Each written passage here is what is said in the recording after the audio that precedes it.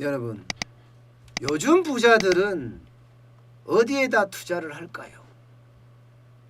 네. 요즘 부자들의 투자처가 사실 많은 사람들에게 궁금증을 자아냅니다. 그래서 제가 여기저기 취재를 해서 요즘 부자들이 뭐에 투자하는지 한 번씩 들여다봤습니다. 자, 상황을 제가 먼저 설명을 할게요. 전 세계 주요국에서 풀린 돈이 얼마쯤 될까요? 한 1경쯤 된다고 해요. 1경. 1경이면요. 우리나라 전국민 5천만 명에게 1인당 2억 원씩 받을 수 있는 돈이에요. 엄청난 돈입니다. 세계 인구를 78억 명이라고 가정을 했을 때 128만 원을 줄 수 있는 돈이기도 합니다. 그만큼 돈을 엄청나게 푼다는 거예요. 돈을. 세계 경제가 어려우니까 수요 쪽에 충격도 공격 쪽에 충격도 엄청나게 많으니까 돈을 안 풀 수가 없다는 거 아니겠습니까? 그렇게 이렇게 돈을 풀게 되면 어떻게 되겠습니까? 화폐 가치가 뚝뚝 떨어지겠죠. 게다가 금리도 뚝뚝뚝 떨어집니다. 금리도 지금 대한민국만 하더라도 미국은 0%고요. 대한민국은 0.75%입니다. 아마 이것도 5월 달에 더 떨어지지 않을까? 0%로 가지 않을까? 저는 그런 생각을 하거든요. 예. 이런 상태에서 투자를 할 수밖에 없어요. 금리가 0%인데요. 돈을 가만히 놔두면 어떻게 되겠습니다? 돈은 자꾸 흘러다닌다 했잖아요. 그러면 투자처를 찾아야 돼. 그러면 부자들은 어디 투자처부터 찾을까? 일단 부자들은요. 안정적인 게 주목을 합니다. 안정적인. 예. 안정적이다. 안전자산 이렇게 갈 수 있는 거잖아요. 그게 바로 금이고 달러입니다. 일단 금이나 달러에는 투자를 한다는 거예요. 큰 수익을 기대하기보다는 보험 성격인 거죠. 보험 성격. 생각을 해보세요. 통화 가치가 계속 떨어지면 대한민국의 원화의 투자 가치가 떨어질까요? 달러의 투자 가치가 더 떨어질까요?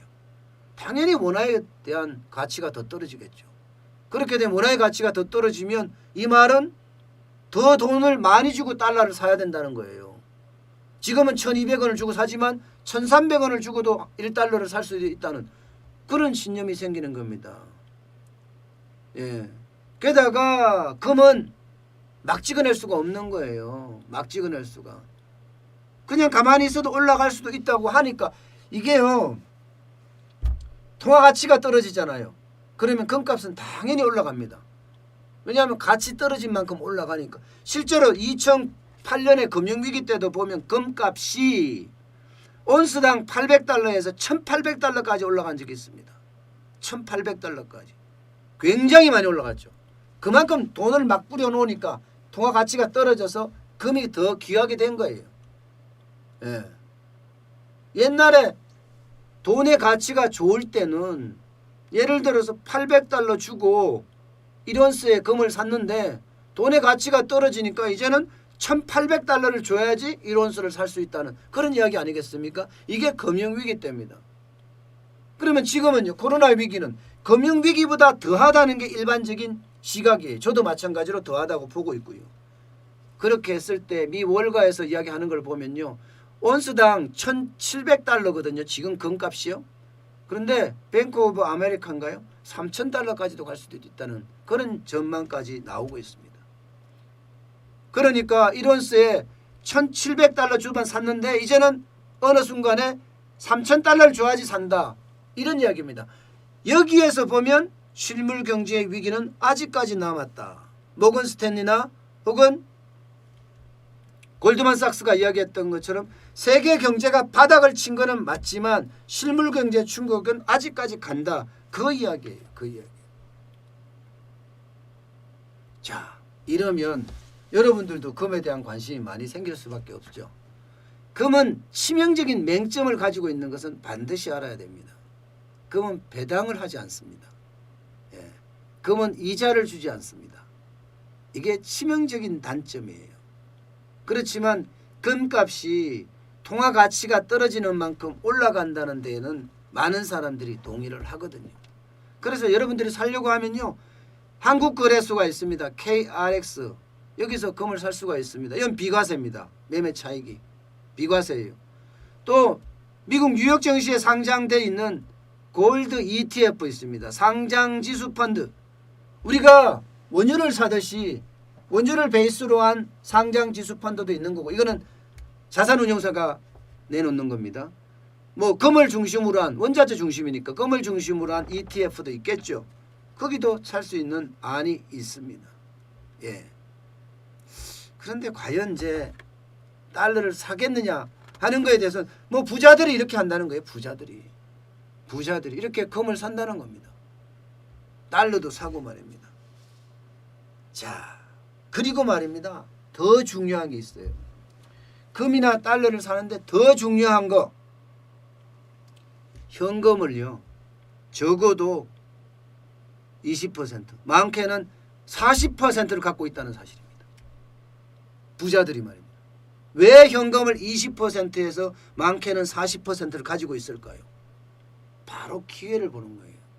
지금은 주식시장에 쫙 빠져 있지만 언제든지 주식이 최저라고 생각을 하고 이제부터 올라갈 때라고 생각하면 주식에다 돈을 투자를 한다는 뜻입니다. 부자들이 말입니다. 부자들은요, 이상한 주식 투자 안 합니다. 안정적이고 우량 주식, 대기업 주식, 그리고 앞이 보이는 주식만 선택을 합니다. 이거 반드시 알아야 돼요. 국내 주식에만 머물러 있는 게 아니에요. 해외 주식도 보는 거예요. 아마존이나 애플이나 MS나, 그러면서 바이오 헬스케어 업종 이런 제 주시하고 있거든요. 최저로 떨어진다 이러면 이 현금을 가지고 있던 사람들에게 기회가 생기니까 20%에 40%를 가지고 쭉 들어가게 되는 거죠. 아직까지 2차 무역전쟁까지, 미중 무역전쟁까지 발생할 그런 요량까지 보이니까 부자들은요, 출렁장세에는 절대 들어가지 않거든요. 차라리 출렁장세에는 현금을 들고 있는 게 일반적이에요. 그러면서 출렁장세는 경제가 위기라는 뜻이니까 달러나 금에 투자하고 심지어 채권에도 투자하기도 하는데요. 채권은 그렇게 이자가 너무 싸니까 투자를 안 하는 그런 모양새를 보이고 있는 겁니다. 그래서 현금을 들고 있는 게 중요하고요. 자, 그럼 부동산은 어떻게 하고 있을까요? 부동산은 여당이 지금 뭐 압승을 했잖아요. 민주당이. 그러니까 부동산 규제에 대한 것은 앞으로 더 강화될 거다 하는 것을 이미 예측을 하고 있습니다. 예측을 하고 있어요. 어떤 분들은요, 정부의 규제가 나올 때마다 부자들은 다 부동산을 처분한 사람도 많아요. 의외로 말입니다.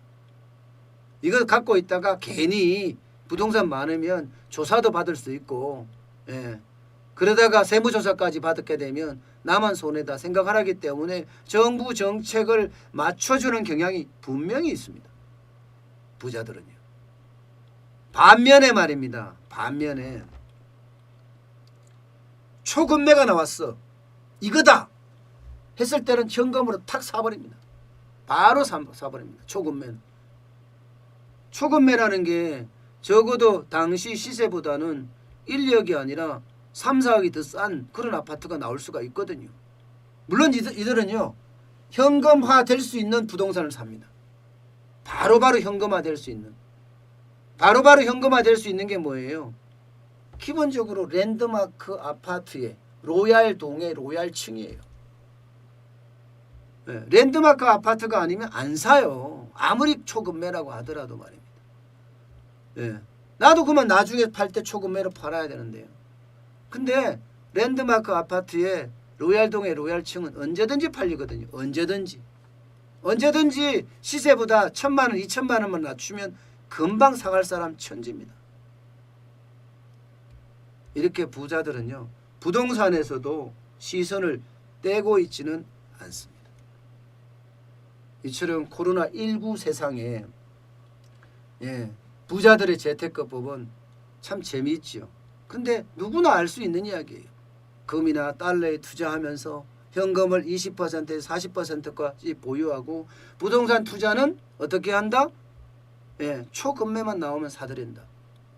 이런 전략을 쓰고 있습니다.